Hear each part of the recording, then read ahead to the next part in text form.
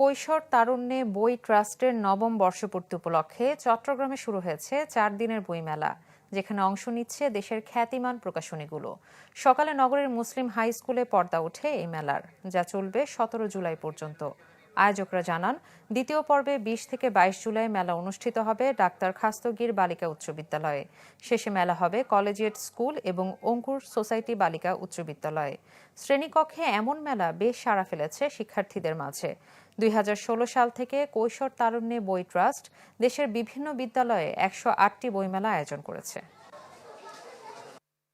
পাঠ্য বইয়ের পাশাপাশি এই মেলা আমাদের শিক্ষার্থীদেরকে জগৎ সম্পর্কে জানার এবং জ্ঞানের ভাণ্ডারে তাদের মেধাশক্তিকে অন্তর্ভুক্তি করার জন্য অত্যন্ত দরকার। ওরা যে এখন একটা পাঠ্যপুস্তকের মধ্যে বন্দী আছে, সেখানে হয়তো পাঠে আনন্দ নেই। সেই আনন্দ পাঠটা কোথা থেকে পাবে? সেটা পাবে হচ্ছে এই সিলেবাসের বাইরের বই থেকে। এবং এই সিলেবাসের বাইরের বই যদি ওরা পড়লে পর ওদের পাঠ্যের জন্য যে জ্ঞানটা দরকার, যে সেটাও কিন্তু সেখান থেকে আসছে।